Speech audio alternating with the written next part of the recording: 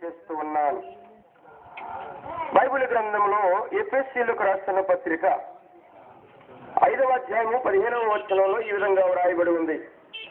దినములు చెడ్డవి గనుక మీరు సమయమును పోనీయక సద్వినియోగం చేసుకొనుచు అజ్ఞానుల వలె కాక జ్ఞానుల వలె నడుచుకున్నట్లు జాగ్రత్తగా చుట్టుకొనుడి అని ఈ మాట బైబిల్ గ్రంథంలో వ్రాయబడి ఉన్నది.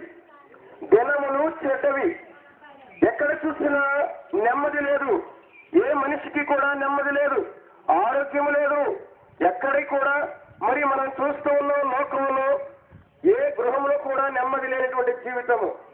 టీవీలు చెప్తూ ఉన్నాయి, అదేవిధంగా అనేక మంది చెప్తూ ఉన్నారు, ఇదిగో లోకము అంతమైపోతూ ఉంది, చివరి దినాల్లో ఉన్నాయి, ఇదిగో 2012 అంతమైపోతుంది, 2014 అంతమైపోతుంది అని అంటూ ఉన్నారు. కానీ బైబిల్ గ్రంథం చెబుతూ ఉంది, మీరు అంతం అవ్వకముందే అందరూ అంతటా మారు మనసు పొందాలని.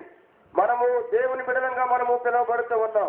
యేసయ్య మనలను ప్రేమిస్తూ ఉన్నాడు, ఆయన మనలను ప్రేమిస్తూ ఉన్నాడు. నీవు నిజంగా యేసు క్రీస్తుని నీ సొంత రక్షకునిగా అంగీకరించినట్లయితే ఈ లోకమును వదిలిపెట్టి వెళ్ళిపోయిన తరువాత యేసు ప్రభువు ఆయన పరలోక రాజ్యమును ఇవ్వడానికి ఆయన సిద్ధంగా ఉన్నాడు. దేవుని బిడ్డలారా, ఎందుకని అనంటే యేసు క్రీస్తు ఈ లోకమును అంతటిని ఆయన ప్రేమిస్తూ ఉన్నాడు. ఒకడు సర్వ లోకమును సంపాదించుకొని తన ప్రాణమును పోగొట్టుకున్న ఎడల వారికి ఏమి ప్రయోజనము?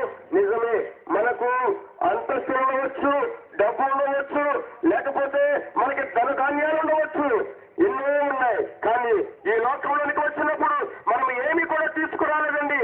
ఒక్క నయ పైసా లోకానికి తీసుకుని రాలేదు. ఈ లోకంలోనికి వచ్చిన తర్వాత అన్ని కూడా దేవుడిచ్చినటువంటివే.